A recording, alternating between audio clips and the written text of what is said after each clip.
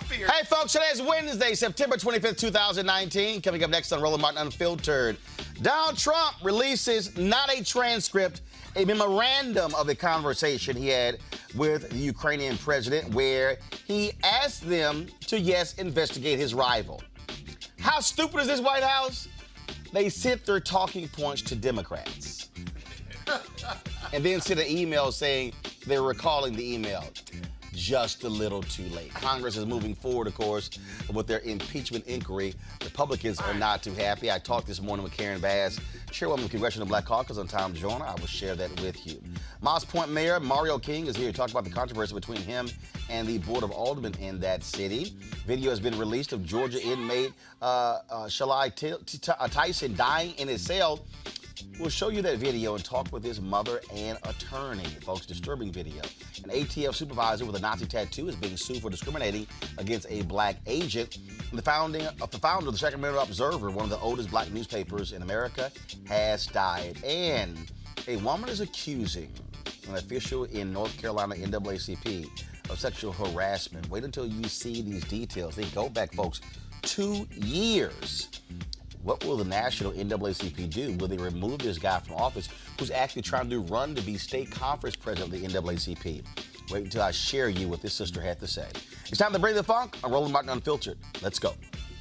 He's got it. Whatever the miss, he's on it. Whatever it is, he's got the scoop, the fact, the find. And when it breaks, he's right on time and it's rolling. Best believe he's knowing. Putting it down from sports to news to politics. With entertainment just for kicks, he's rolling. It's on go, y'all. It's Roland Martin, yeah. Rolling with Roland now. He's funk, he's fresh, he's real, the best, you know he's Roland Martin now.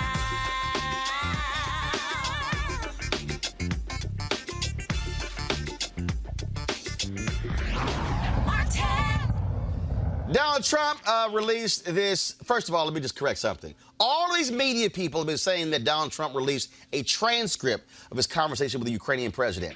That is a lie.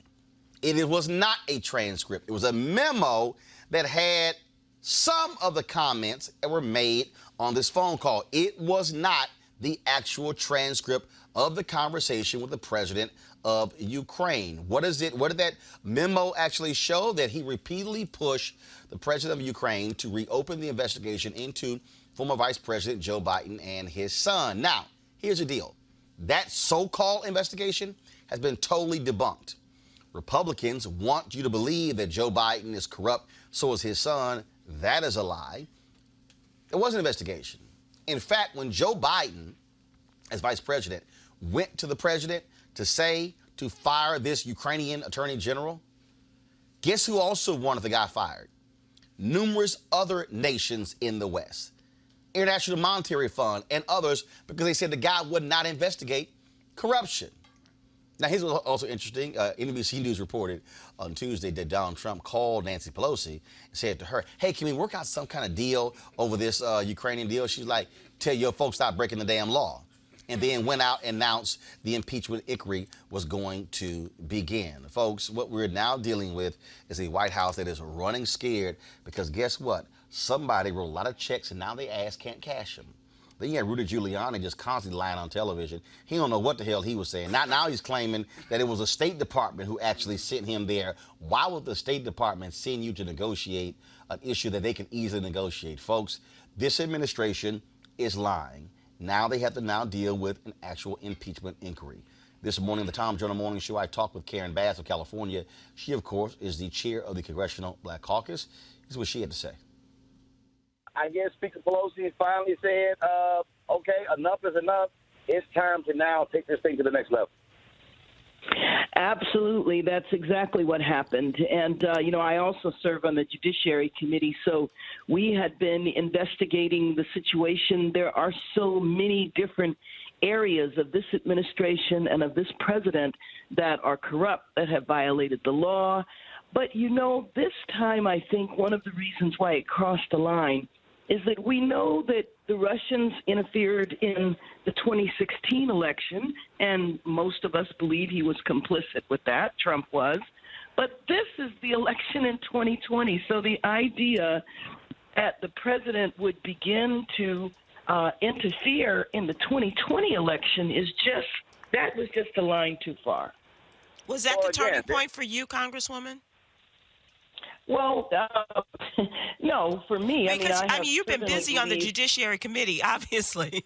But I was just wondering, what was that moment for you where you decided enough was enough? Well, for me, truthfully, I've decided enough was enough a long time ago. But what was very important to me is that I felt like when we reached the point of moving forward with impeachment, that our entire caucus needed to be united, that the leadership needed to be on the same page. And remember, we have multiple committees that are involved in investigation. Now, impeachment is under the jurisdiction of judiciary, but we also have financial services, government reform, intelligence, ways and means, foreign affairs. All of those committees are looking at various aspects of this administration. And I think that for us to have our strongest position, all of the committee chairs, the leadership of the caucus, as well as the overwhelming majority of the members need to all be on the same page. That is what came together yesterday. I believe that at the end of the day, Donald Trump was going to keep doing what, first of all, he believed, and he has publicly stated that I can do whatever I want. As president, I have complete immunity to do whatever I want. I think that's a part of this deal. He was going to keep doing whatever he wanted to do until Democrats finally said, no, we have to take this. He was going to continue. And you know what? I think that he probably will continue as well, because I truly believe, and I'm sure you do as well, that he has no clue, even though he's been in the job for over 2 years, he has no clue what this job is, and he cannot control his behavior. This is the way he's behaved for over 70 years before he got to the White House. So I don't know why we would think that coming to the White House, he would have a complete change in behavior. He's never had to be accountable to anyone in his entire life. And so as he goes about the presidency, he interprets everything the same way. Well, all I have to do, if I did it in public, you can't say it was breaking the law. So I'm going to rob a bank, and as long as I tell everybody I'm going to do it, it's not illegal. It's the type of insanity that we have been living with for the last 2.5 years. I believe he's an existential threat, not just to our nation, but an existential threat to the planet. All right, Congresswoman Roland, in a perfect world, what's the next step to impeachment, and can we get it done before the primaries? Well, first of all, what was announced yesterday was the caucus being united in an impeachment inquiry. Now we have to figure out exactly how that is going to play out. So I have a judiciary is meeting tonight. I'm sure the other committees are meeting tonight as well to figure out how this is going to roll out. But essentially, we will continue the investigation. Naming it and declaring it as an impeachment inquiry should strengthen our hands with the court, because you know that because he is lawless, because he's not going to pay attention to subpoenas or anything, we're going to have to take everything to the court. But when it is now an inquiry, the court should move quicker. When the investigation reaches a certain point, then we will make a decision as to whether or not we enter articles of impeachment and what those articles would be. What are the reasons we are going to impeach him? That will be the next step. And how long that's going to take, I do not know. But pretty soon we are going to be in the middle of a presidential campaign, and then I think that the scenario will change again. Congressman, just in terms of day-by-day kind of process, how quickly do you see things rolling out? And because the concern I have is about when you say going to the courts, and Donald Trump has not wasted any time in making a ton of appointees to the various levels of courts. So I'm just wondering, in terms of how quickly you see this moving through the legal system. Well, that is going to be hard to predict, but I will tell you that there are some decisions that we're waiting for by October. And so, obviously October is next week, so we'll Right. see. And that's from judiciary. That decision is whether or not the courts will allow us to have the evidence that went into the Mueller report. So we have the Mueller report, but what is the Mueller report based on? The grand jury testimony, the evidence. So the court is supposed to rule next month. So we'll see. I think that will be an indication as to whether or not that ruling comes down in October. Now that we are in an impeachment inquiry, we'll see if it happens then or if it takes longer. California Congresswoman Karen Bass, Chairwoman of the Congressional Black Caucus. We appreciate it. Thanks a lot. You're welcome. All right, folks, our super panel is breaking it down with Dr. Chris Metzler, longtime Georgetown constitutional law professor, Dr. Ravi Perry, chair of the Department of Political Science at Howard University. Joining me here in the studio is A. Scott Bolden, former chair, National Bar Association Political Action Committee, Monique Presley, legal analyst, crisis manager, Eugene Craig, CEO, Eugene Craig Organizations. I will start with you, Dr. Perry. When you look at what is going on here, Trump was like, no, this was a perfect phone call. Everything was great. Beautiful. But the reality is the release of this memo, not a full transcript, is actually worse than what most people actually expected. Absolutely it is. I mean, it's surprising that they actually released it, but he really was pushed into a corner and had to release it because the Democrats made it clear that it would be obstruction of justice really to not release the transcript. And so, but this is not a transcript, as you just indicated. It's a memo of that shows the recordings of some of the people who were on the call along with the two presidents. And so the challenge that we have right now is that this is the fourth time that we have had an impeachment process of a president. And it normally takes about 4 to 6 months for it to clear the entire House. But then ultimately it has to end up in the Senate. And it has to end up in the same Senate that's controlled by Mitch McConnell, who, of course, is a close friend of the president. And ultimately it will require, if we want, for the Democrats, if they want the impeachment to actually result in removal of office and not just a slap on the wrist like it was, for example, for President Clinton, then it would require a supermajority of senators to actually require Trump to be removed. And that would mean that we would need at least 20 Republican senators to actually choose to vote for impeachment. And right now, there is none on record having ever supported that. Chris Metzler, what you have here obviously are Republicans. They are doing their best to defend Trump. The Trump administration sent out their talking points. Some idiot actually sent it to the Democrats, then tried to do a recall of the email. No, it was out in public within 3 minutes. But the fact of the matter is, Donald Trump has done a number of things. Now he has backed himself into a corner because he wants to say, hey, I didn't do anything wrong. But it doesn't look good at all where you're trying to essentially ask a foreign nation to do something to impact your campaign adversary. All right. So, it's clear that I'm a Republican. I've been a Republican, but Roland, I don't want to get into the discussion about the politics of this. I just want to be clear so folks understand the process of impeachment, because I think there's too much confusion about that. So if you would just allow me to do that first, and then we can talk about the other stuff later. So for me, I think what folks have to understand is this.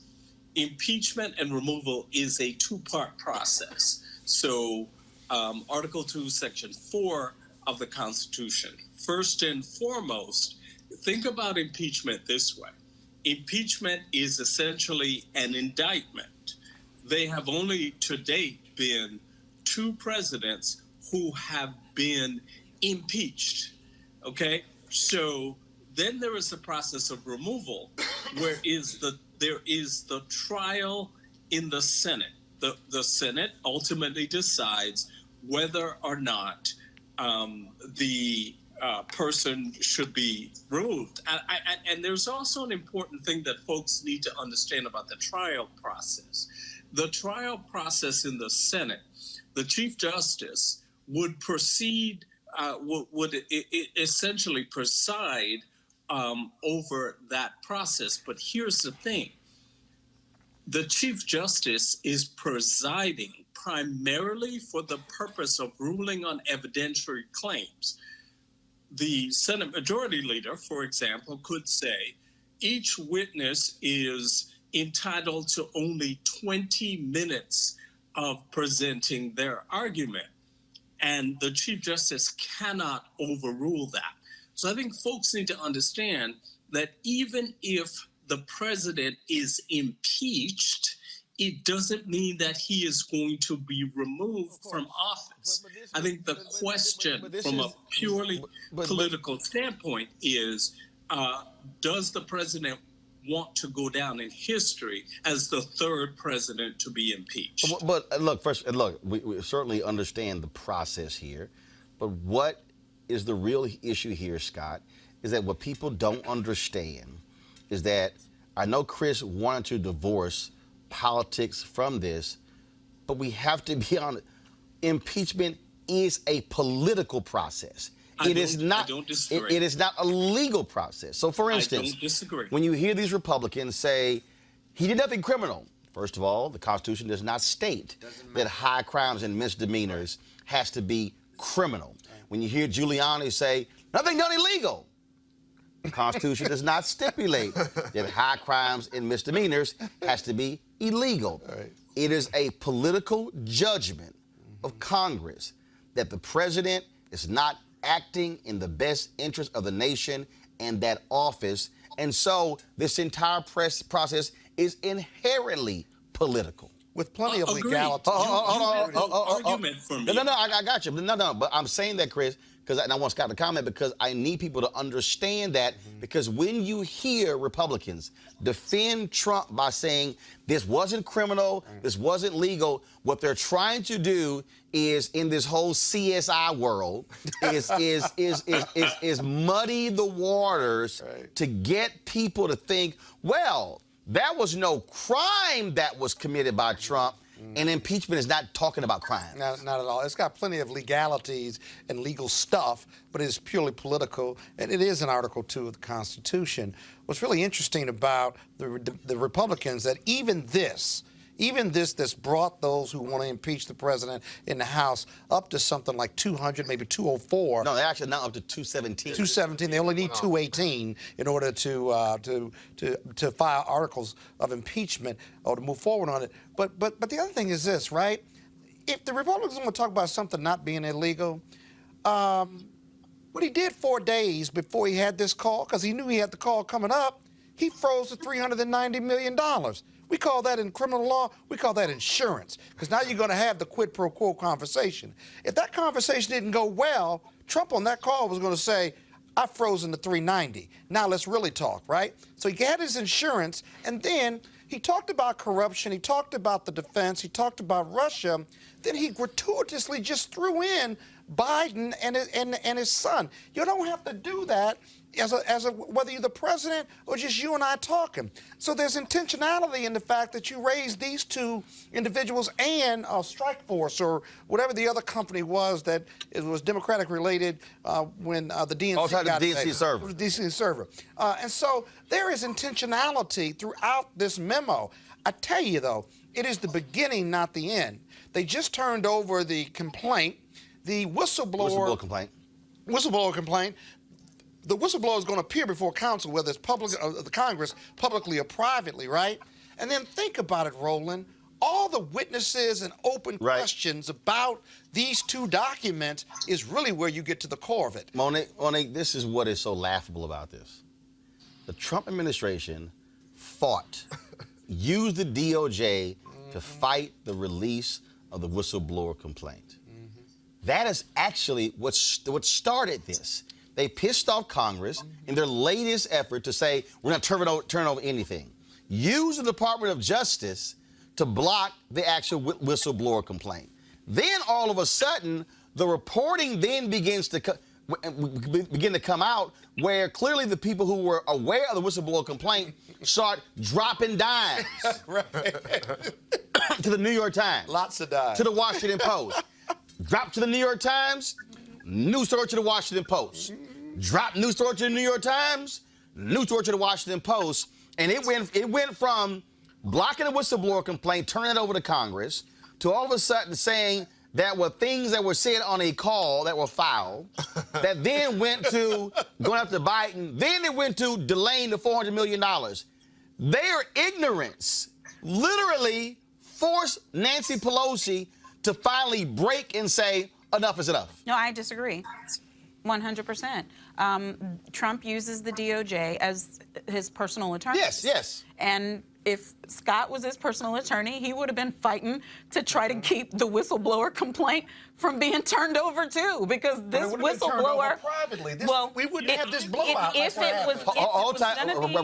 Ravi, hold on one second. Monique, finish your point. Then I'm gonna go to Ravi, then come back to Eugene. If it was going to be turned over, once we lost that battle, it would be turned over privately. But it has the goods, is the problem. They released this memo, and then we see pieces of the call, and because Trump is so delusional, he's like, what's the problem? What's the issue? And everybody's like, dude. I don't blame them. This was not naivete. They knew this was like the part where everything But here's the piece. But Ravi, go ahead. You want to jump in?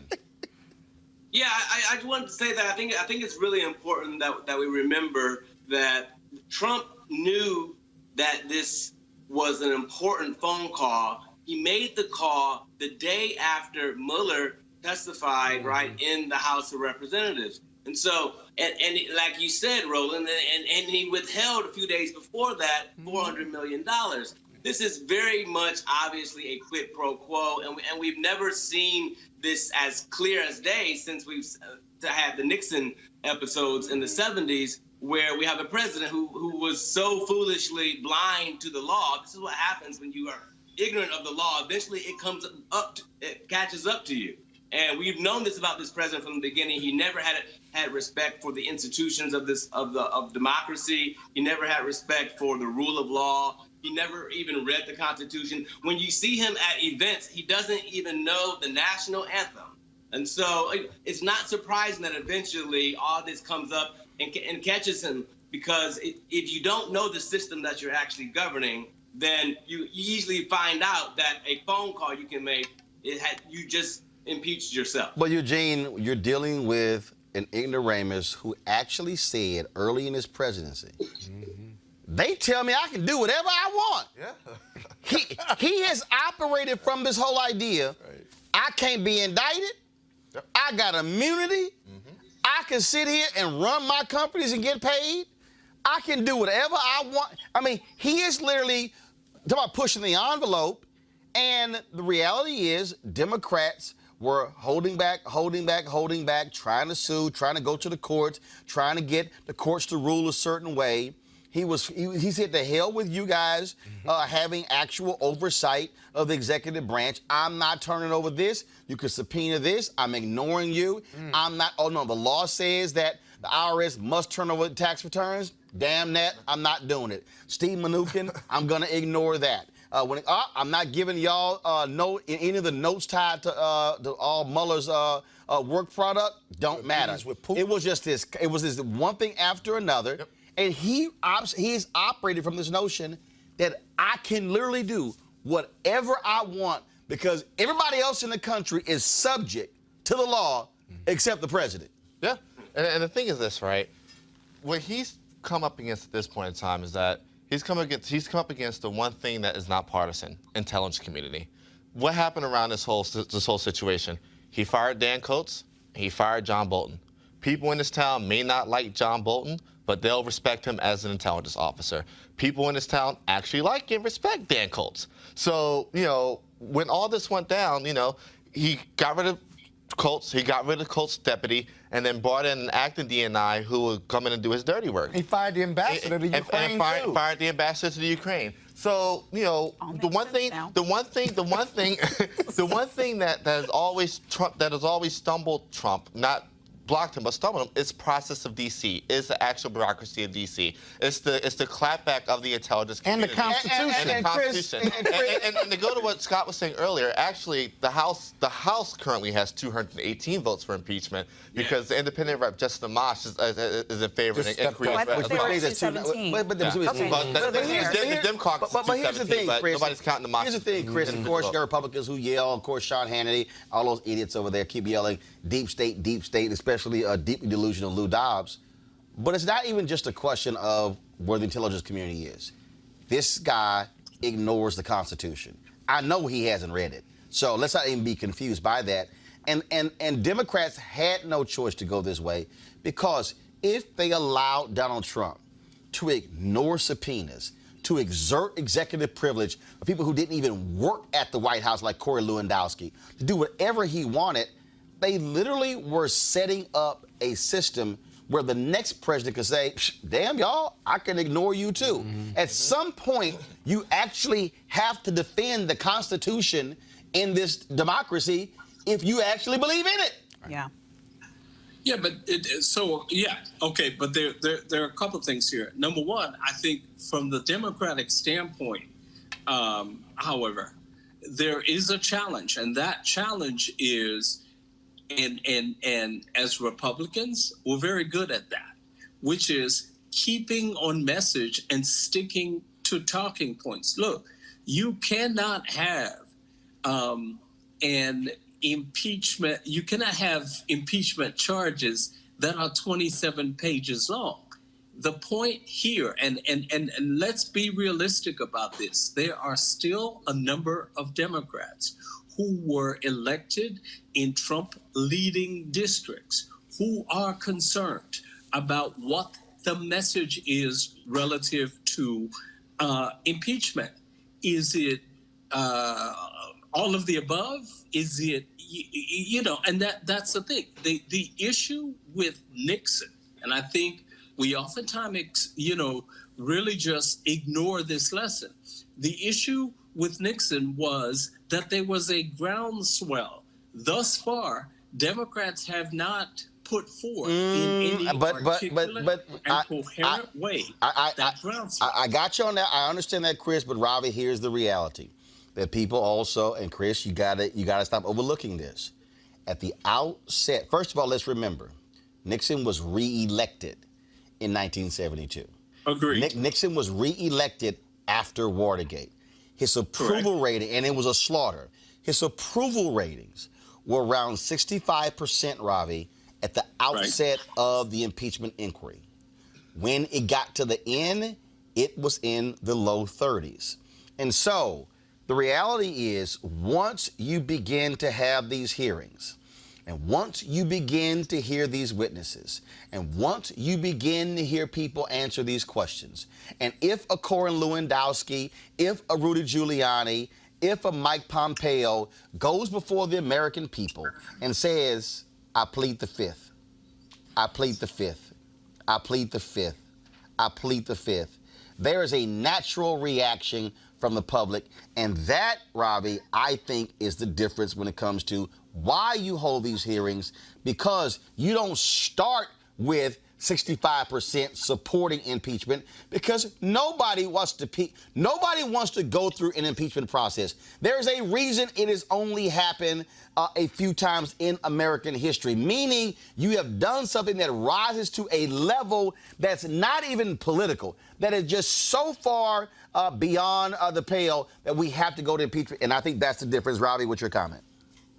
I would remind us that what's unique about this impeachment episode is that Pelosi has allowed 6 different committees to actually investigate various aspects of this impeachment episode, in this case, of their building against the president. Usually it's just the Judiciary Committee, and that is, of course, chaired by Nadler. But what is interesting, and I'll give one shout out to our HU poli-sci grad brother Representative Elijah Cummings, who is, of course, chair of the Oversight Committee, which has the broadest, really, mandate to investigate anything that looks untoward as relates to being a public official and all the business that goes on in the House. And so what is unique about this is that this has been a very methodical process that Pelosi has governed thus far. And as some of your guests said earlier, absolutely, this is the beginning. And the impeachment in the Constitution is meant to not only, yes, indict perhaps in a public official at a high level. We have, by the way, impeached, for example, federal judges before. And so the same clause works for those individuals as well. But the impeachment also serves as an opportunity for the nation to heal from a very difficult and traumatic episode, which is, in fact, a constitutional crisis. And that is something that we should look forward to as it relates to this impeachment over the next 100 to 200 days or so. All right, folks, hold tight 1 second. Of course, this is going to be going on for a while, so we got lots more time to discuss that. Dr. Chris Metzler, Dr. Robbie Perry, we certainly appreciate it. Thank you so very much. Okay. Thank you. All right, folks, going to go to a break right now. When we come back, update on the Amber Geiger Botham Jean trial taking place, the former Dallas cop who shot and killed, of course, Botham Jean in his own apartment. Defense claiming self-defense.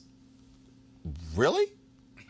And why did a black Texas Ranger investigator actually say today that Botham Jean represented a direct threat to Geiger in his apartment? What the? Okay. This is Roland Martin Unfiltered. Back in a moment. You want to check out Roland Martin Unfiltered?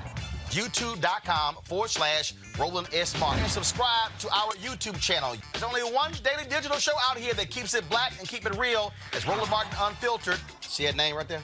Roland Martin Unfiltered. Like, share, and subscribe to our YouTube channel. That's youtube.com/Roland S. Martin. And don't forget to turn on your notifications so when we go live, you'll know it.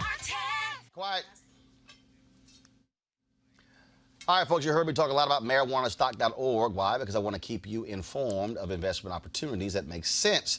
We've all watched the growth of the cannabis industry. A recent report by New Frontier Data estimates the global cannabis market at more than $340 billion. Now, we know that marijuana legalization is sweeping the country state by state. We also know that marijuana has a good cousin, the hemp plant, with a much higher concentration of CBD.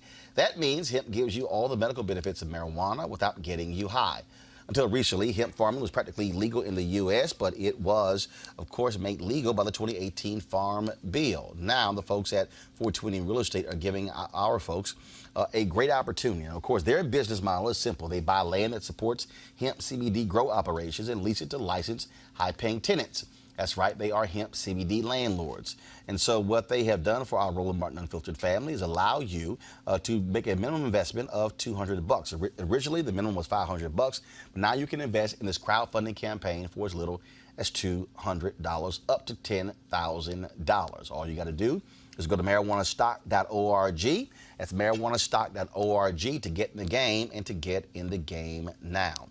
Folks, my next guest believes that elected leaders need to be held to a higher standard before taking office and that the requirement for elected office needs to be more structured and intentional. Plus, they must have a minimum level of education or training. Well, Mayor of Moss Point, Mississippi, joins me right now to discuss that and this, let's just say this drama he's having with his own alderman there. Mayor Mario King, how you doing? I'm doing great. How are you guys? All right, so what's the drama in there in Mississippi?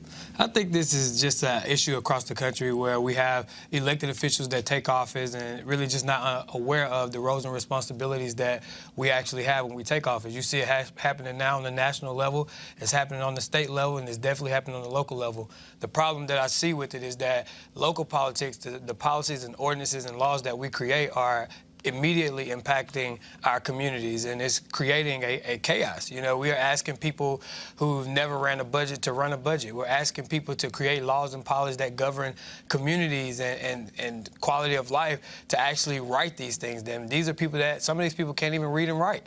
And so what I've created was a task force to say we need to have a legislative literacy across the country to kind of hold elected officials accountable. All you have to do in order to be an So basically official, training. Training. And the bill that I wrote in Mississippi actually died in committee last year. Well, wouldn't you need a constitutional change to do that? Right now, whatever the electoral requirements are to be a council member, a mayor, a governor at the Which state is only level. to be a registered voter. Okay, and if the drafters of the state constitution, for example, for Mississippi, wanted there to be more requirements, an education level or training, then wouldn't you need a constitutional change in order to implement that? Absolutely. So what you see, what I drafted was Senate Bill 2417. I've been looking at it. Which is a bill that actually does that. And so we understand the program. And again, to change the Constitution. To change the Constitution. Actually, isn't a change. It would be to implement a new policy, a new state law that actually helps to govern these types of things. We're failing our people, and if we have to do if I have to create a grassroots movement, which is what I do, to actually impact something, to hold us accountable, it would be helpful, because you can't hold these elected leaders accountable for things if they don't know. And you're not giving them the tools in the toolbox or even requiring them to have it. So it's unfortunate that where we are and kind of how we're governing our organization. Well, how much money would you have to put in the budget to do this type of training if the Senate bill passes? So if you put this, a lot of people talk about funded versus unfunded mandates. This should be a requirement before you're elected into office. They already have structures in place, so I think this would actually help fund our public schools, our public universities, because Stennis Institute is for Mississippi. You have University of Georgia that does it for Georgia. So there's already a structure in place to do this. Only thing those structures have to do is tailor a curriculum for municipal elections. Yeah, but I've read your bill, and I'm not sure your bill. Okay. This is real simple. If you're the mayor, why can't you simply, if a new council is elected, you simply have council training? You can try to do that, but my council voted against it, and councils across the country voted against it. It's just not. So y'all don't have retreats? No. You can't, as a mayor, you can't call a retreat? You can't call those retreats. You can or cannot? You cannot. Executive versus legislative. The legislative branch of government is responsible for spending money. Is their responsibility. So you have a city council that when you want to retreat, they say no. You want training, they say no. Yes. And essentially, that's not the mayor's job. That's not the city manager's job. You know, when you hire, and in the form of government that I have, I actually run the city. So I don't have the city manager. I don't have a CAO, so I actually run the city. A strong form of mayoral government. So it's still a weak mayor form of government, but I run the day-to-day operations. Got it. The legislative branch actually spends money and does the hiring and firing. So what happened is the problem. What kind of requirements do you want them to have before they can take office? I would like for organizations and colleges and universities to be able the Mississippi Municipal League is what governs ours. Every state has a league. So what I would like for leagues to do is to structure a curriculum that is mandated for elected officials to go through before they take office. And what I was willing to do just to help the bill was to say, look, let's do it after they take office and give them a certain amount of time. And if they don't do that requirement, then what happens is, okay, the city is not responsible for paying for training. The city can't use city resources to do that if you don't invest in getting training. But one second. Final question, Eugene. Wouldn't it just make more sense just to replace them in the next election? But you still have the same type of people that would be elected. I mean, you can handpick your folk that you're slating with. I disagree. Bring your own slate. You can try to bring a slate, but then you risk the chance of electing them, which is still, to me, an absence of actually educating the people. But the people with the least amount of money and the least amount of education are of color, and the whole point of an elected form of government is that even if Eugene is, thick as 3 bricks, if I want Eugene to be my council elected official, and there's nothing to say that he can't do a good job of it because he has socioeconomic issues or because he's a victim of discrimination like many other black men in America. One second. Answer Money's question. What if he can't read? Right. What if he can't write? Then actually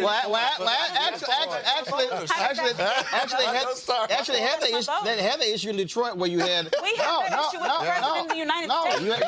You had that. Okay. So, well, look, we'll certainly see what happens with that and whether or not it passes.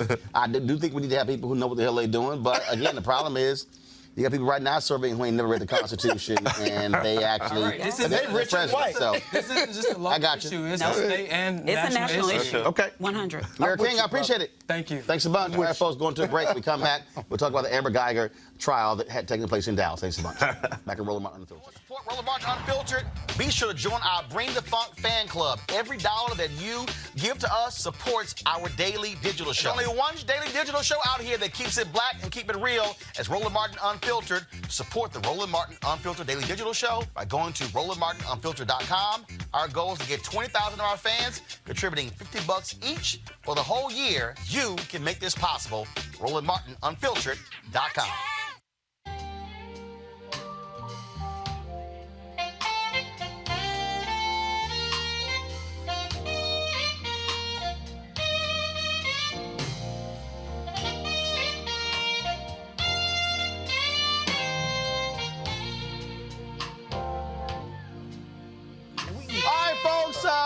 November 7th through the 11th, of course, Life Luck Jazz Experience taking place in Cabo. It's going to be fantastic. Gerald Orb right there, my alpha brother, is going to be one of the folks performing there. It's top-notch music, food, golf, spa, all that good stuff taking place at the Omnia Day Club in Los Cabos, nestled on the Sea of Cortez in the celebrity playground of Los Cabos. The Life Lux Jazz Experience offers the ultimate getaway for discerning jazz aficionados. It's going to be a fantastic time.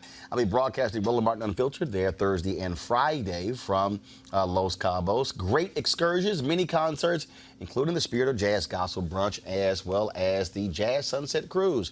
Confirmed guests, comedian actor Mark Curry with Joe Albright, Alex Bouillon, Raul Madon, Incognito, Pieces of a Dream, Kirk Whalum, Average White Band, Donnie McClurkin, Shalia, Roy Ayers, Tom Brown, Ronnie Laws, and Ernest Quarles. For more information, please visit www.lifeluxjazz.com, LIFELUXEJAZZ.com. You want to book your package real soon to get those airline tickets as well. And so while folks are freezing in the Northeast and the Midwest all across the country, we'll be having some fun, some sun-drenched fun there in Cabo. All right, folks, let's talk about the day 3 of the Amber Geiger trial in Dallas. She's the former Dallas cop on trial for murdering Botham Jean. Now, today was quite interesting because a Texas Ranger testified, this brother right here, Robert Armstrong, actually testified that, pull it up please, testified that Amber Geiger, folks, he actually said that Botham Jean represented a significant threat to the life of Amber Geiger. Botham Jean was in his own apartment. What we also know from testimony today is that Amber Geiger had a very emotional phone call with a fellow police officer who she was having an affair with moments before walking into the apartment. Now, this same black Texas Ranger investigator said that that the couch matched, the couch in both of Jean's apartment matched the one in Amber Geiger's apartment, all kind of other stuff. The judge like, your ass ain't testifying in front of the jury. So it didn't happen. What's interesting about this, Monique, is that when you see the defense making this whole point that it was self-defense. She had no choice. She clearly believed that it was her apartment. Others are saying, wait a minute, to prove murder, she had to have intent. Your thoughts, again, at how this trial is proceeding? I think it's the wrong defense. I mean, to me, of all of the ways that they could have gone with this, to go out on a limb for self-defense where they actually shift the burden and have to prove things. What else she got? One second. Scott, makes no sense because I believe that what is more than likely true should be the best defense here. It's more likely that she made a mistake and parked on that level and walked in that same floor and walked into that apartment and in all of her dazed, tired, just got off of the phone, which is now in evidence, she reacted a way she shouldn't have and mistakenly shot a man in what she thought was her apartment. She's still wrong. It's still manslaughter, but it would not be the intent for murder, and they're not accepting that that's the best that they can do for her as defense attorneys. So they're trying to go for this grand slam, and I think they could end up pissing off this jury. That evidence about her being on the call makes sense. Apartment buildings that look alike, it can all happen. They haven't given us the facts yet. I'll wait to see what prosecutors come up with. For any reason she was out to get him, for any reason she was upset about him or every black, that's what I'm saying. You're right. We don't have a reason. She made a mistake. Why is she shooting? And that's what I'm saying. She shouldn't have, and that's manslaughter. That's an improper reaction, which we see from police officers all the time, especially off duty, when all they have is their gun. I mean, I've tried that case 12 times in this very District of Columbia. but the case also... and getting those off-duty cops in those situations where they think there's an issue and they go for the one weapon they have is how people end up dead. And that is what happened here. I haven't heard anything about why she really wanted him dead. But why don't you think... what she did is overreact, and a man ended up dead, and that's manslaughter. Okay, I agree. Yeah, so let me get my point out. The reality is, what's wrong with the argument that the prosecution overcharged this case, and she really should have been charged with manslaughter? Which, by the way, the Texas Rangers charged her with manslaughter. It went to the grand jury. The grand jury came back with a murder charge. The Dallas District Attorney's Office did not pursue the manslaughter charge. Didn't bring it up. In fact, Robert Armstrong, of course, the Texas Ranger investigator, again, this took place outside of the jury's presence. He said today that he felt that she did not intend to kill him. He said that it was a mistake, and he said she should have been indicted on manslaughter. They decided there the jury should make the decision, not listen to him. Yeah, and here's the thing. Yeah, because now they charge. But when the DA went on TV and we saw that black mama judge do what was priceless, there were all the conspiracy theorists saying, she's trying to throw the trial, because in Dallas, that's what people are saying. Either she overcharged it because she didn't care about coming back with a guilty, or they succumbed to pressure and she improperly charged. Yeah, but either way, she made a case harder for her people. Probably overcharged. But Eugene here. Here's what you had. You had Faith Jenkins, who was the district attorney in. Excuse me. I'm a lawyer on this show. I got this.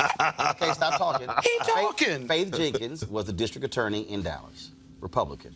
When all of this went down, the grand jury indicted. She lost her re-election to John Cruzo, Democrat, who's now the district attorney. So the interview Monique is talking about was John Cruzo giving the interview the day before the trial, when the judge said, there's a gag order. Why in the hell is anybody talking? And she's absolutely right. People in Dallas were demanding murder charges. I was down there for a town hall at a church there, and folks, they wanted nothing less than murder. And there were people who were trying to explain to the audience, understand, in these cases, I know you want murder, but you have to understand the difference between murder, second-degree murder, manslaughter, vehicular. I mean, there are multiple categories when somebody dies, and their deal is you got to charge them with the right one. And let's remember, when you had the cop in Chicago who shot and killed Rekia Boyd, they went to court. Dante, I forgot the last one, it was Dante. They go to court. The judge said they improperly charged him, and he walked. Yeah, but here... 1 second. So I'm not a lawyer, but I'm playroom. I'm on this panel with these lawyers. So the thing is this, right? I actually think that there is an outside chance they can come back with a conviction on the murder charge. Looking at the testimony from the neighbor today, there was some discussion between both them and Amber Geiger. Yeah, the neighbor testified. He heard some back and forth. He said what he did not hear was her saying, get on the floor. Yeah. He did not hear any police commands. He heard a back and forth, and then he hears gunshots. Then he hears gunshots. And he also testified that he previously, because they were next to each other, he often heard him singing gospel music in the morning. So he was laying out, I've heard this guy talk before. Go ahead. And then on top of that, both of them was probably going to be determined that he had to open the door. Her key didn't work. And so between her not being able to get into the apartment, him letting her in, and then, she not giving any type of command to, one, de-escalate the situation, probably take control of the situation. She just fires off her weapon after some level of discussion. I mean, I'm not a lawyer, but I'm going to play one on the show. I think that shows some level of intent there. First of all, you don't have to be a lawyer, because the reality is if you're sitting on a doggone jury, you're going to be making a decision. The jurors are not lawyers. They are listening. And again, this trial, folks, of course, cameras are in the courtroom. It's being live streamed every single day. So people are actually watching this trial, listen to the testimony. Final comment, Scott. there's a real question as to whether the murder charge, let alone one form of the manslaughter charge, even gets to the jury.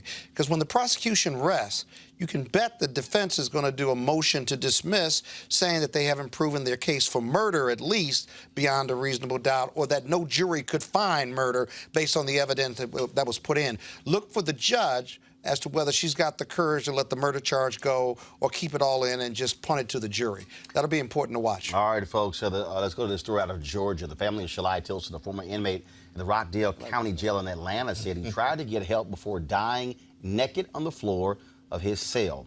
Folks, this is the video that was released last week. Oh, my goodness. And so what you see here is you see Tison buzzing for help. Help does not come. Certainly in the family of Tison says this is shameful here, the actions that took place in that jail. Joining us right now is Tilson's mother, Tanisha Tison, and her attorney, Mawuli Davis. First and foremost, Ms. Tison, we're certainly sorry for your loss. Are you alleging in this case negligence by the jailers there? That's what caused the death of your son? Absolutely. And it's beyond negligence. It's actually torture, intentional, and something that should have never, ever happened. He was in that condition, in that particular cell for 7 days. He was in a cell for 7 days, solitary for 7 days by himself? Correct. 7 days without a toilet, without a bed, without a water source. And we know for the last 3 days, based on the internal affairs report, he was there naked and really dying, essentially. And are there any reports on how often they checked on him? Was he denied food? Was he denied water? What are you laying out led to this, to him passing away? So he died. The medical examiner found that he died of dehydration, which is unheard of in the United States. He was having a mental health crisis, and rather than send him for medical treatment, they locked him up in solitary confinement. What we can see is that there are food trays, styrofoam trays, all kinds of garbage, and in the cell in which he passed away. But what we don't know is whether or not they ever actually passed him water or anything of that nature. He was having a mental health crisis. He should not have been in jail. He should have been in a hospital. Has any, Ms. Tison, any actions taken against any of the jailers? Is there actually an official investigation? What's the status? Shali's case was just in a special grand jury. And we're waiting for the verdict to the special grand jury. So the special grand jury is determining whether or not any sort of indictment will be handed down against those jailers? Yes. Or any recommendation for a criminal prosecution. And so we are obviously very, very concerned that not one of these jailers were ever terminated for supposedly, it was supposed to be every 15 minutes a suicide check on him. We know through the internal affairs report that they falsified the log. One of the deputies falsified the log because Mr. Tison stopped moving, and for at least 2 hours he was not moving. When they finally came in, found him, they didn't even transport him or attempt to perform any life-saving measures because he was cold and rigor mortis was beginning to set in. That is certainly, it's sad to hear. We will await that special grand jury. We certainly thank both of you for joining us and certainly keep us apprised of what happens in this case. Thank you. Again, Mrs. Tison, take care, as well as Attorney Davis. Thanks a lot. Thank you. All right, folks, let's talk about this story out of Seattle. A federal agent, Bradford Devlin, has worn a Nazi-themed tattoo which shows a German Eagle SS Lightning bolt since the early 2000s, when he says he got it while working undercover with the Order of Blood, an outlaw white supremacist biker gang in Ohio. He's now a senior supervisor in the Seattle Field Division of the Bureau of Alcohol, Tobacco, Firearms, and Explosives. Devlin says there are a number of other former undercover ATF agents with similar Nazi tattoos, calling them war trophies from their undercover days. Well, that tattoo, along with a series of emails sent from Devlin's ATF account mocking black people and then President Barack Obama, are at the heart of a federal lawsuit filed by Cheryl Bishop, an African-American ATF supervisor and former bomb dog handler. She says she was a target of retaliation when she complained about abuse by Devlin, who says he won't remove his tattoos until other agents remove theirs. Really? Wow. Is this crazy ass white people a section or no? We're not there yet. Sure, we can go ahead and make it that. Listen, if you keep the tattoo as a war emblem, then you pretty much believe in it because it represents who you are and you're showing it off to people. That's going to be a great piece of evidence for her in her federal lawsuit, along with the emails and everything else that's coming her way. She also claimed that she was promised a major assignment in Washington, D.C., had gotten approval to do it, and all of a sudden, Devlin said, no, you can't do it, you can't go. She said that actually has hurt her career as well. But he could say he got this while working undercover, doing some honorable job. But as long as he has that tattoo, he's endorsing what he learned undercover, and it represents who he is. That's going to be hard to overcome in federal court. Monique?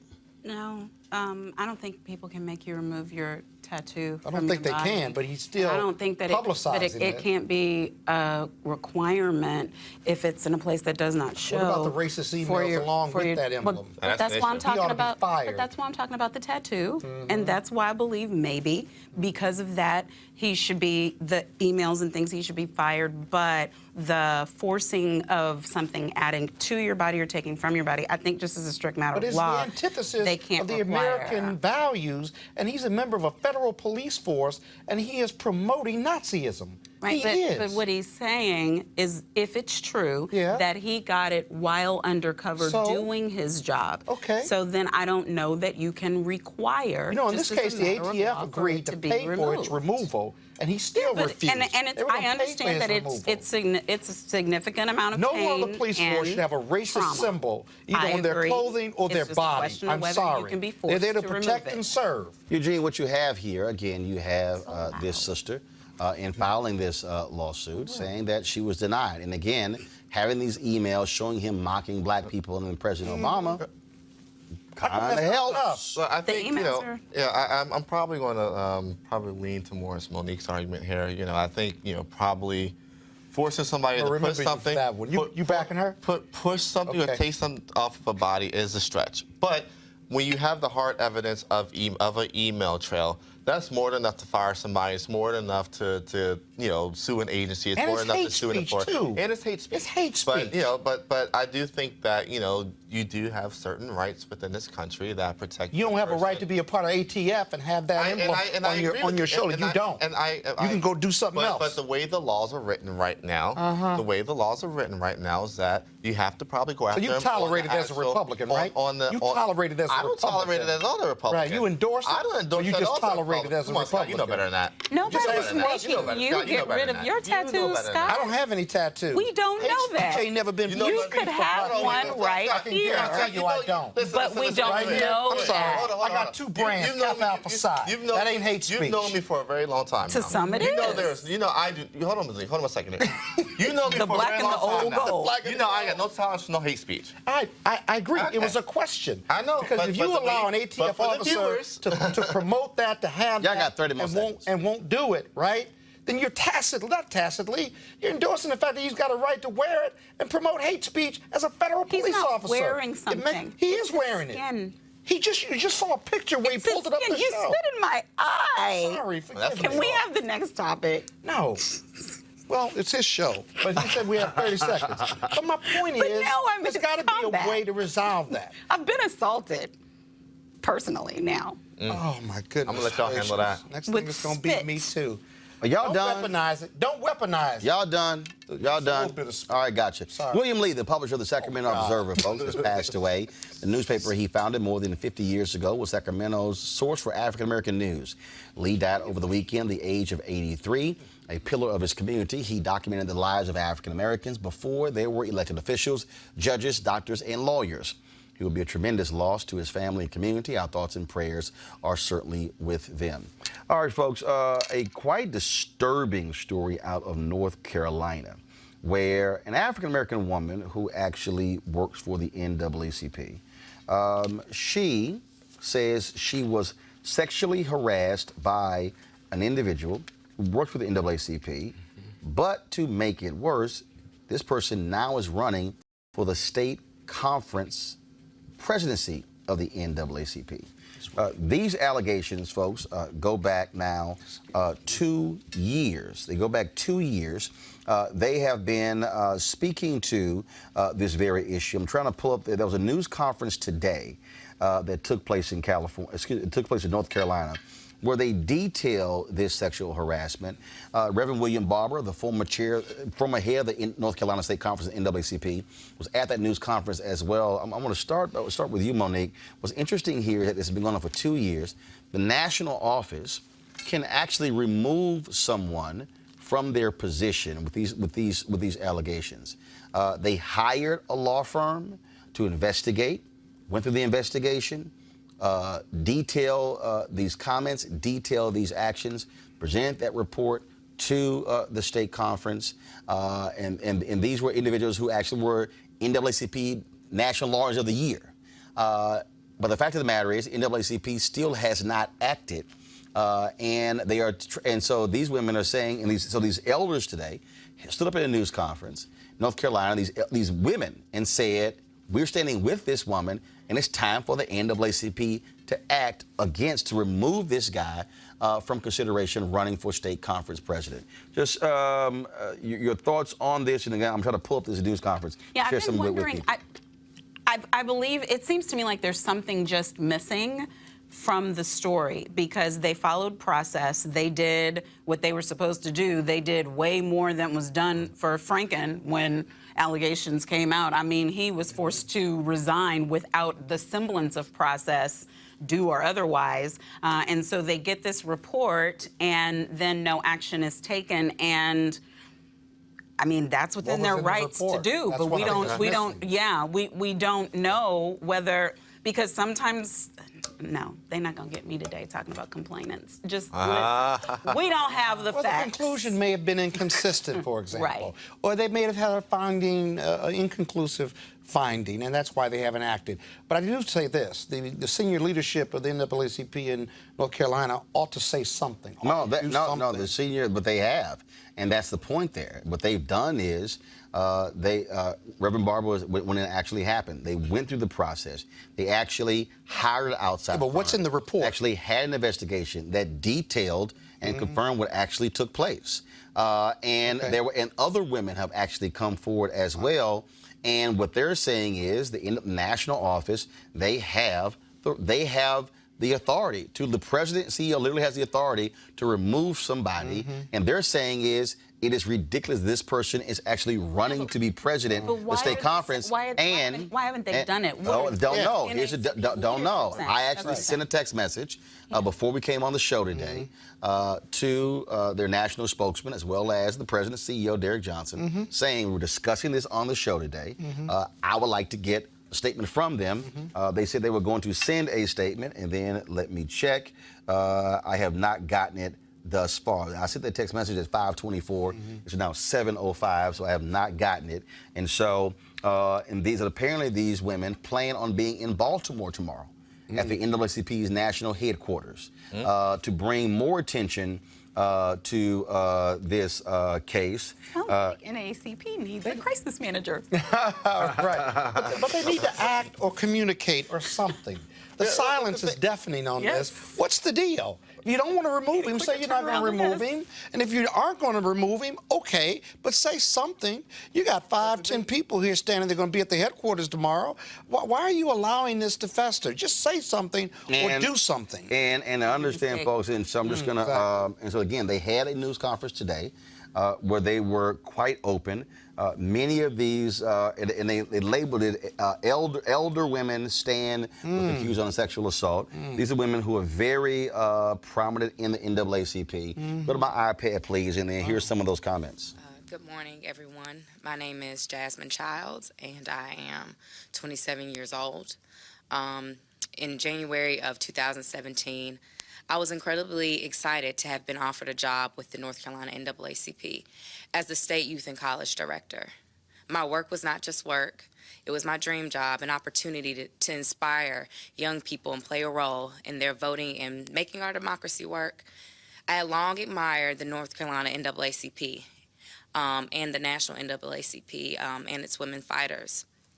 I wanted to be just like them. Shortly after I begun my dream work, a long nightmare began. On February 8th, 2017, I was out of work with the flu, on my couch covered with a blanket when my cell phone rang. My coworker, Tyler Swanson, said that a supervisor had asked him for my cell phone number. Tyler refused to give it to him. Tyler said he watched him open a file cabinet, pulling out a folder with my name and looking at my resume. About 30 minutes later, my phone rang with a number I didn't recognize. I thought it may have been someone from a branch or a college, so I answered the call. I heard the voice of the supervisor. I was very confused. I thought I had done something wrong, but in a seductive, low voice, he said he was calling to check on me and to let him know if I needed anything at all. He would be there for me. I tried to end the call politely because at the time I was a temporary employee and I wanted a contract position. I felt violated and scared. In fact, Tyler and another coworker had warned me in my first week at the NAACP never to be alone with this man because he had sexually harassed interns and other young women. After I hung up the phone, I understood what they meant. Then on May 2nd, 2017,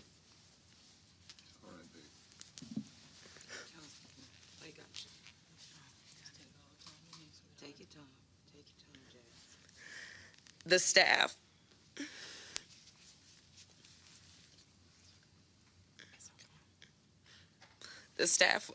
were in the office setting up for my coworker Laura Ashton's surprise going away party. We left the lights off in the room, hoping she would not see what we were doing as I was unpacking food and setting it up on the table. I felt someone's breath on my neck, and then I felt him press his penis against my buttocks. I turned around quickly and saw the same supervisor. I yelled loudly, "Why are you hovering over me? That's gross. Move."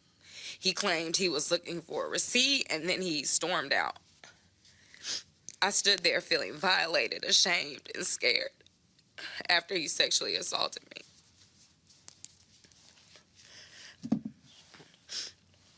Concerned about my safety and that he would get more aggressive, I reported the incidents and filed a sexual harassment complaint.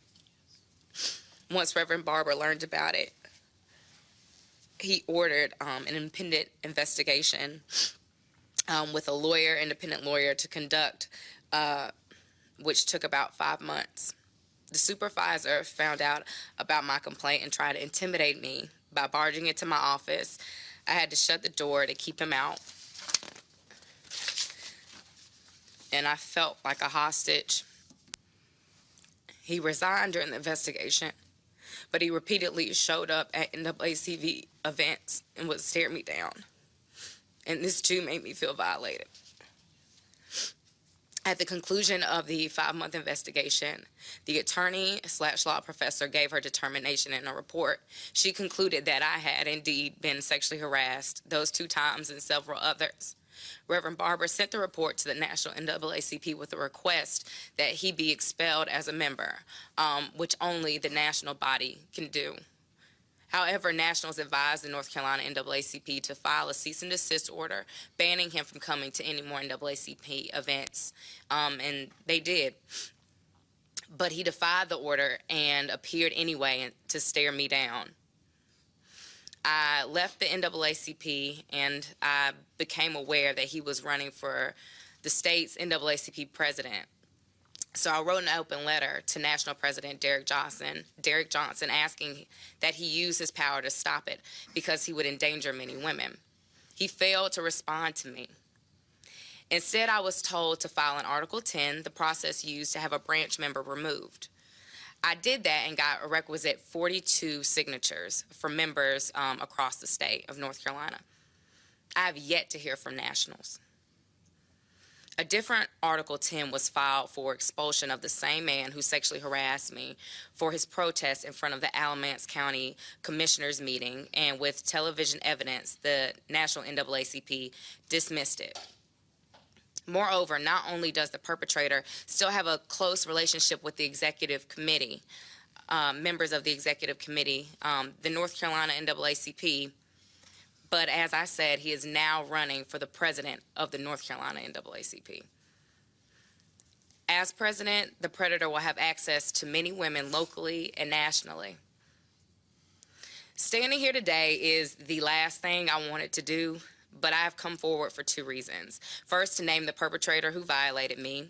His name was Reverend Curtis Everett Gatewood. I'm also coming forward to demand that the National NAACP stop violating me and its women members and expel Reverend Gatewood and establish a sexual harassment policy. I want to be included in the process of developing this policy. These past 2.5 years have been very traumatic for me. This has been the most difficult thing I've ever had to deal with. First, I was violated by Reverend Curtis Gatewood and then violated by the National NAACP. I had to get professional counseling. I've wept many times, and it continues to haunt and hurt me. Seeing him flaunt himself on Facebook as a champion of young people and him running for president traumatizes me further. Moreover, people in the North Carolina NAACP have cascaded the elder women who support me without knowing all of the information.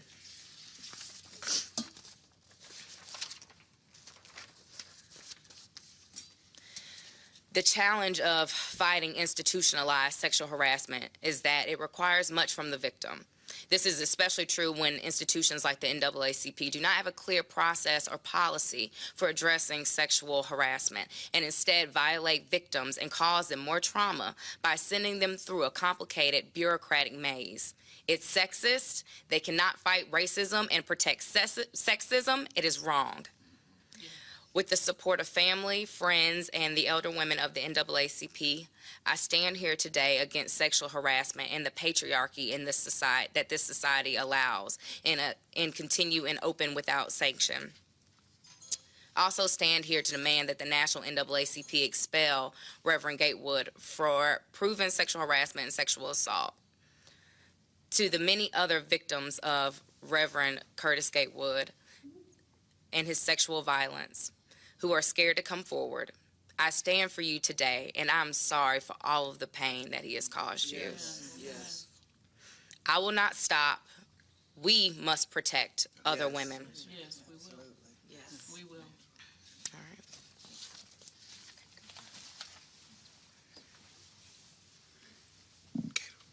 Gator, I'll make this statement. Let us stay.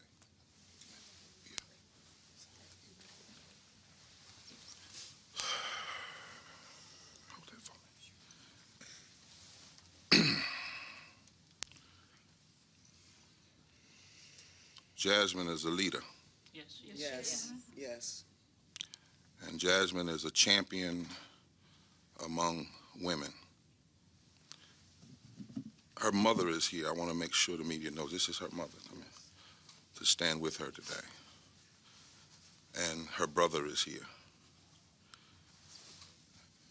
And when she asked me to come and stand with her today, Jasmine, there was no hesitation or question.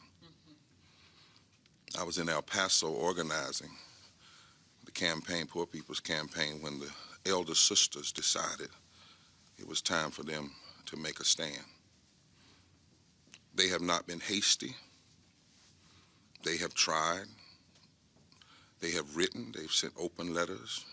internally, and they have found nothing but resistance. It is important to know, you to know, that this group of elder women include bishops, presidents of branches, long-term fighters for justice, people who have stood up to the literal gun violence of the Ku Klux Klan. Yes. And they met with this sister and her family and said, this is one battle we cannot let pass. Yes, right. Yes. No more. We are here because this young lady and leader decided that she wouldn't be silent anymore and watch an organization not deal with her legitimate legal call for action. That's right. We are here because Jasmine's truth about sexual harassment is not hearsay, hyperbole, or a fixation of her imagination. Speak the truth. That's right. It is true. Yes. We are here because there is clear evidence of what occurred and other things backed by witnesses, recordings, social media, and a 5-month investigation by a top lawyer and professor of law who specializes in sexual harassment and abuse cases. We are here because we have clear evidence that individuals who should be standing with this young lady connected to this North Carolina State Executive Committee have decided to stand instead with the perpetrator. And at appropriate time, we may name them as well. We are here because she has been maligned, and these elder women of highest regard who have given their lives and soul to the cause of justice and love and chose to stand with her, they've been maligned too.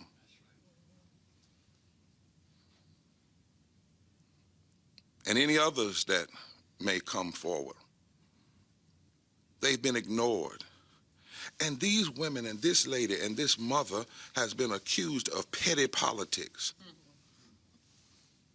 We're here because we and the current state president, Dr. Reverend T. Anthony Spearman, and 2 top lawyers for our state provided counsel along with myself and informed the National 2 years ago.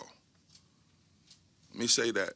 2 lawyers, myself and the current state president, informed the National 2 years ago and have continued to push the case. National affirmed receipt in numerous ways, but has chosen not to act in ways that only the National can by virtue of its Constitution. Yes. No state president or state officer, anyone can remove or expel or suspend a member. Shame. We have reviewed the bylaws and Constitution, and there is no clear guidance on dealing with sexual harassment. So the only way it can be dealt with at this current stage is for the national office to act, and power that is rendered only to the national office. We are here finally because there are messages sent to at least one person who gave witness testimony in front of Jasmine. And this message should concern us all. Yes, it does. This was sent by the perpetrator to one of the persons who gave testimony. But if she does this to the wrong person, it could end violently.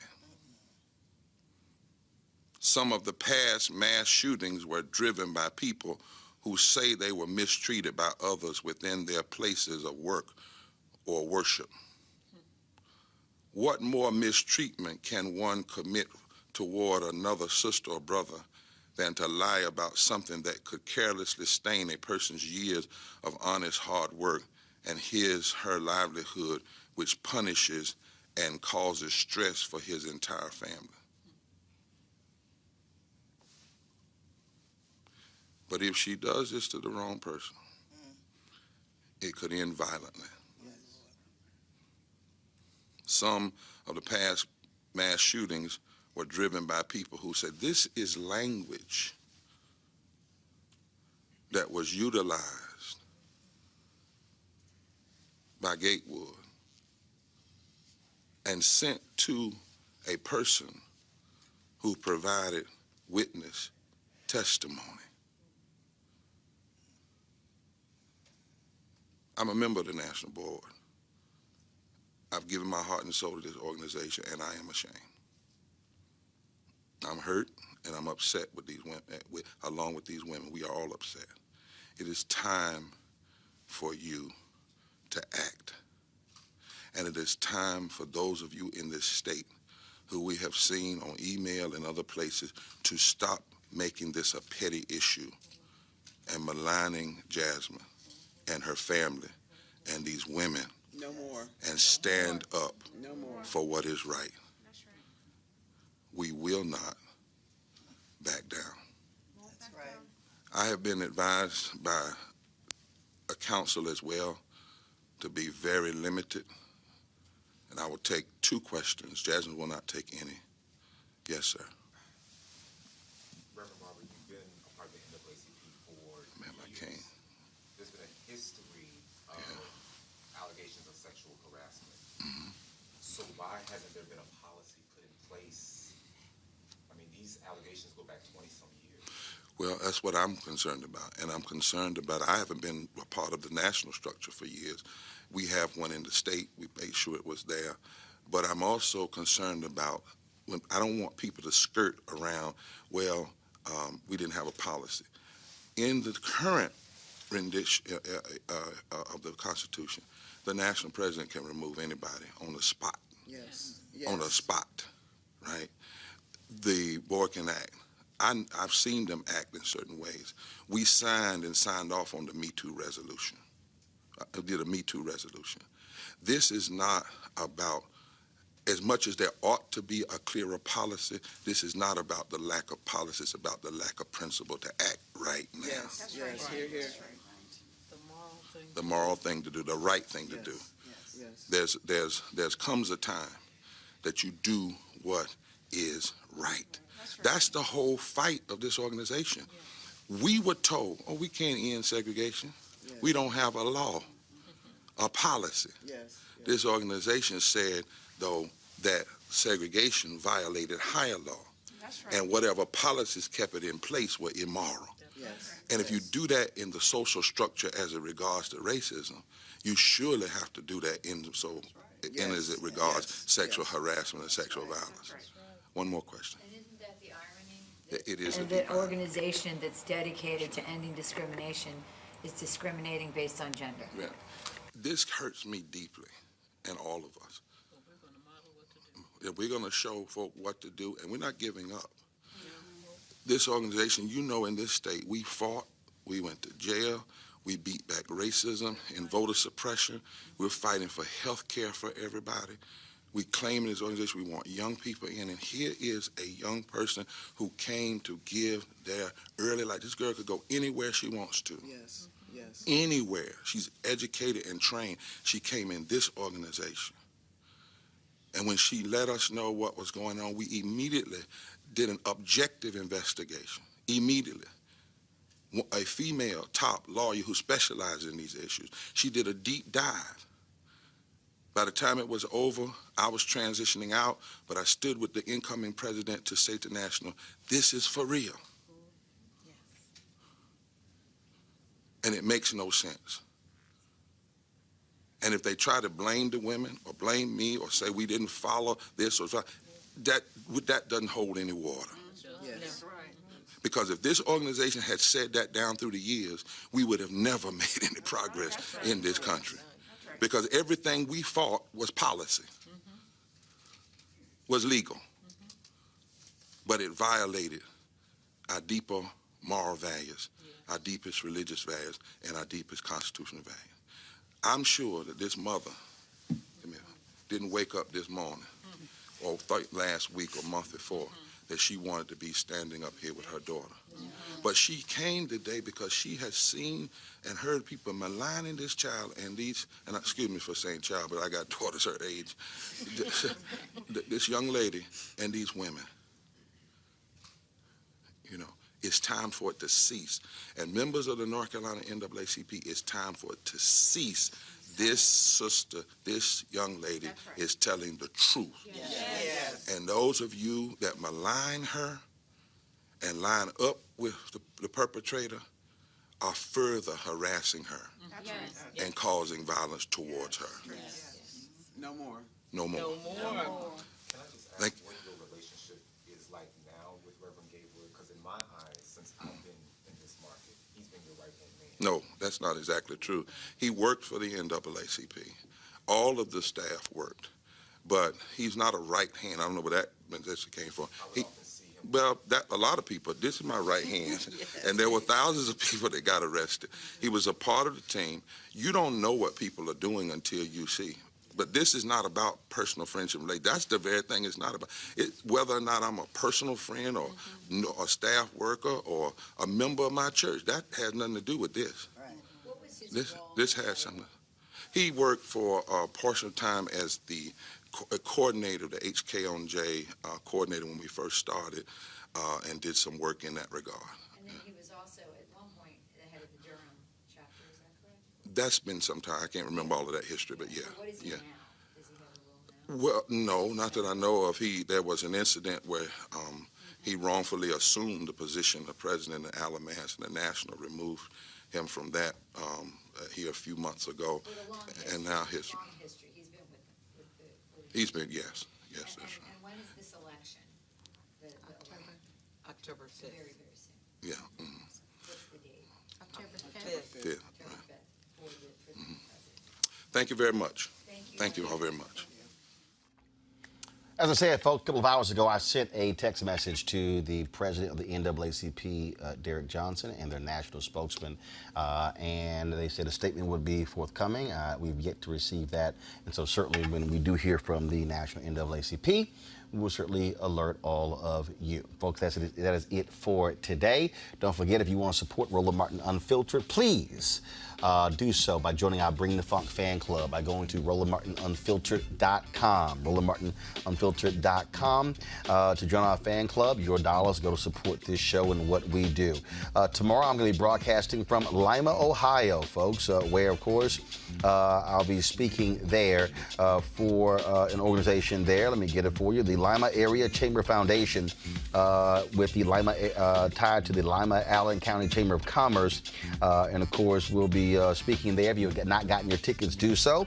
And so I will see you guys there tomorrow in Ohio. Looking forward to it.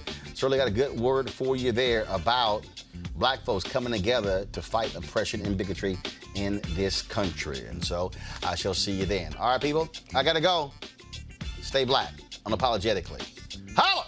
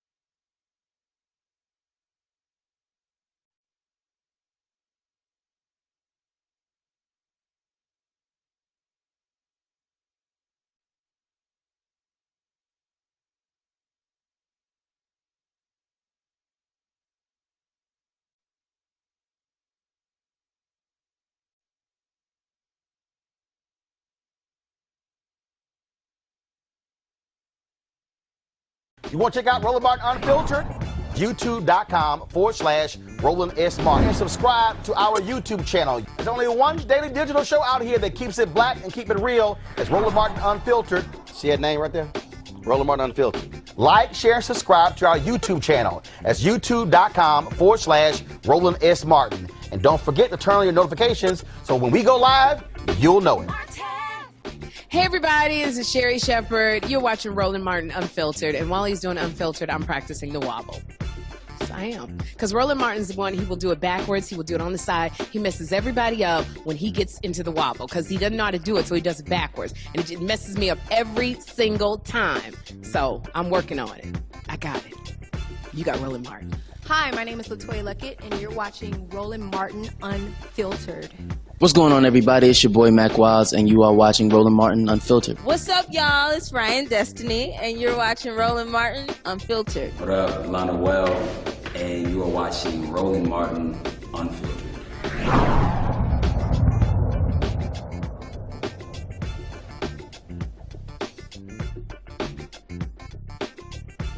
You want to support Roland Martin Unfiltered?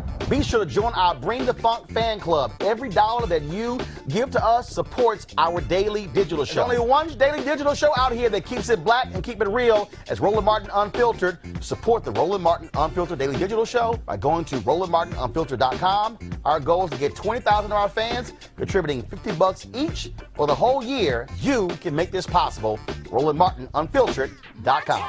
Hey fam, want to check out Roland Martin Unfiltered? The blackest show on all of digital, cable, and broadcast. Check out our audio podcast.